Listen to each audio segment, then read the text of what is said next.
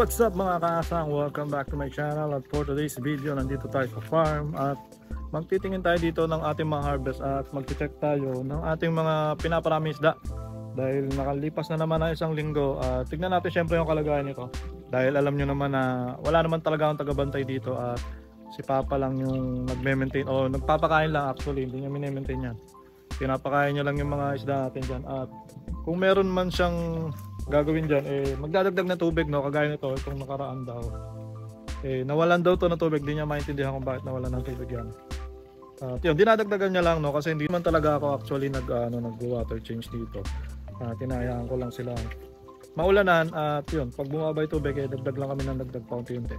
So tingnan natin yung mga pinaparami natin dito. Hindi na ako mag-iikot, no? Dahil alam niyo naman yung mga isda ko dyan. So tignan ko lang kung ano yung mga pwede natin gawin dito at kung meron tayong pwedeng kunin na isda, paninda natin doon sa ating bahay.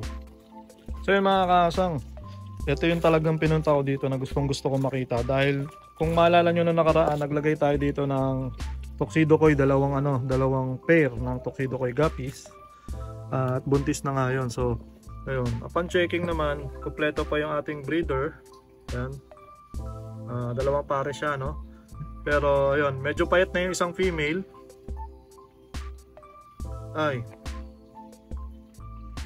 Tama. Ang nailagay ko dito, lima pala. So isang female na lang yung nakikita ko. So nawala yung isang female natin. Checkin lang natin, no? Nawala isang female natin. So isang female lang yun nandito ngayon. Tapos tatlo yung male niya. Tama ba? Ay hindi, nandito pa isang female. So medyo maliit na yung isang female. Siguro dahil nag-drop na siya, no? Kasi may mga nakikita na akong fry. Kung mapapansin nyo, may mga fry. Konti lang siya, no? Pero meron. Kaya yun, nagsisimula nang dumami yung mga Tuxedo Koi natin dito. At yun, sana nga dumami sila dito talaga ng sobrang dami. Dahil maganda yung Tuxedo Koi na yan. Ayan, no? May fry dyan, no?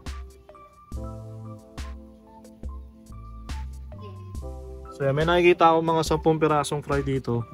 At yung isang female niya ay mukhang buntis pa. Ayan, medyo mataba pa siya. At magda-drop na rin yan soon, hindi lang natin alam. Siguro pagbalik natin dito,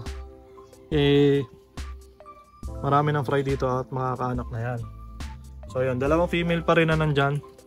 Dalawang female, dalawang male. So parang nagkulang siya ng isang male. Tapos yung nilagay natin dito na may anchor worm yun, na nilagay ko dito yung ating HB Blue. Nakikita ko na lang dito yung male. So hindi ko na makita yung female. Baka hindi na nakasurvive.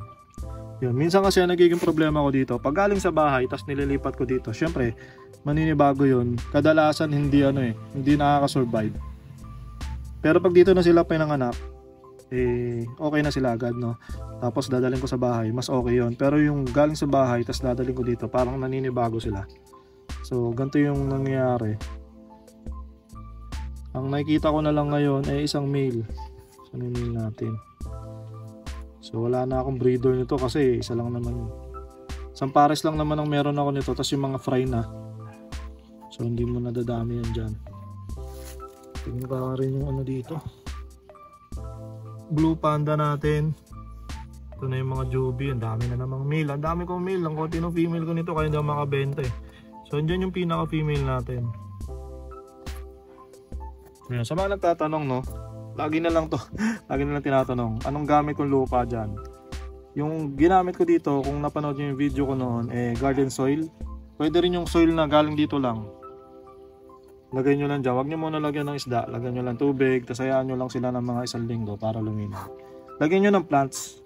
Yung mga plants. Hindi yung floating na ganito, hindi yung ganyan. Yung mga nakatanim, yung ganito. Maganda yan. Pag yung mga may nakatanim sa lupa, mas nagiging maganda yung lupa. So yun, marami pa tayo dito mga danyos. Mga naiwan pa tayong danyos dito pala. Nalaki na rin ito, breeder size na ata ito mga to. Pwede na natin i-breed. Tapos guppies, yan, meron tayo dyan mga albino full red. Tapos kukuha rin nga pala ako nitong goldfish. Ito yung mga goldfish natin. Feeling ko ang bagal nila lumaki. tanda natin. So kung makukuha ko yung mas malalaki, ayun, kagaya nyo, may itim pa. Kung makukuha ko yung mas malalaki na yan, para mas mabilis makahabol yung mga maliliit, yan, try natin mamaya. Ayan, ngayon lumalapit sila sa akin kasi hindi ko pa sila inuuli. Pag nag-start na ako na hulihin yung mga yan, magtatakbuhan o maglalangoy na palayo. Pero ngayon hindi pa. Pwede pa natin dakutin. Ito, may nahuli agad ako isa. Uwi na natin ito agad. Unang tayo lalagyan. Wala, hindi ako ready. Hindi ako ready.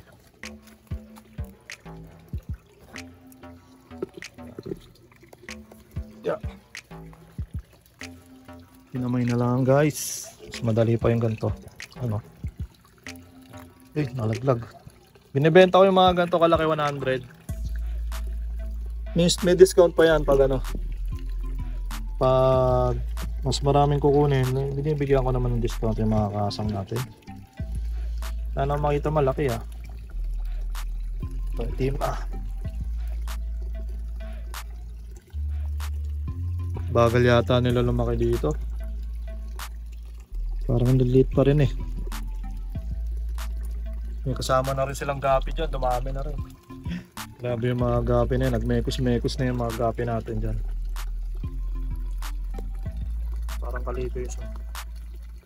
So yun mga kasang, no, yun yung mahirap eh, pag malayo ka dun sa farm mo. Lalong lalo ako, hindi rin ako basta-basta makapunta kasi medyo malayo nga. So once a week lang talaga na pinupuntahan ko to na para makita kung ano yung kalagayan nila. So hindi ko rin malaman kung minsan may mga namamatay tayong breeders, minsan hindi dumadami, tapos minsan nga eh, napapabayaan dahil nga hindi naman ako araw-araw nandito. So talagang mas maganda kung magpa-farm kayo doon lang sa tabing bahay nyo lang. Ang problema lang kasi wala kasi lupa doon sa amin. So itong lupa na pinaglalagyan ko ng mga isda ko ngayon eh dito sa parents ko nga. So, ano, maswerte pa rin ako at least kahit paano eh, meron tayong ano, malalagyan. At medyo malaki rin to, mga ilang square meters din to. So ayun, sa pagpa-farm talagang mahirap din na hindi naman laging pag nilagay mo manganak, hindi naman laging dadami agad. So kailangan mahaba rin yung pasensya mo, pasensya. Kaya doon sa mga nambabarat dyan, eh sana eh, ano nyo rin, maisip nyo rin na hindi rin naman ganun kadali. Oh, nandun na tayo, mabilis dumami at marami talaga akong mga mga isda. Pero ayun, pinaghihirapan pa rin yan ng mga kagaya ko nagbe-breed. So ayun, minsan ano na lang, sinusupladuhan ko na lang yung mga nambabarat saka yung mga nangihingi dahil lang ano ko ang sinasabi ko nga. Eh binebenta ko yung mga na-i-breed ko, hindi ko naman yan rinid para ipamigay ko. At kung gusto niyo magsimula ng ano ng ganong klaseng ano negosyo, o gusto niyo magkaroon ng extra income from dito sa mga isda, eh kailangan niyo rin talaga maglabas ng ano ng pera. Wala namang negosyo na libre ang simula, lahat yan eh, kailangan ng pondo at pinopondohan. So ayun, sa mga magsisimula mag-fish farming din na kagaya ko sa mga ginagawa dito, eh dapat prepared kayo kung ano yung mga dapat niyo i-expect. So yung mga kasang, sinilip ko yung crayfish natin dito. Wala pang eggs. Bali trio lang yun nandito ko. Yan yung male natin nasa labas. Wala pa mga eggs yan.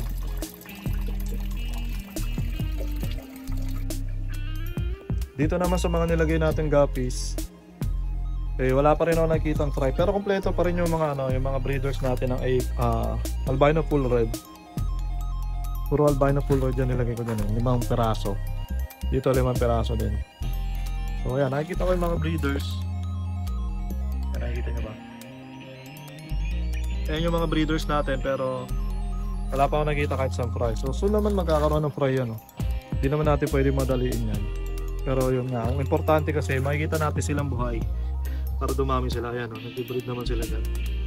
At maganda yung ganitong klaseng setup kasi marami taguan yung mga fry dyan. So kahit mga anak sila, may matataguan dyan. So yun lang muna mga kasang, no? At manghuhuli lang ako ng mga isda. At balik tayo ulit dito next week. Tignan natin kung ano yung mga magiging update natin dito sa ating fish farm. So yun, maraming salamat sa mga nanood. Peace out.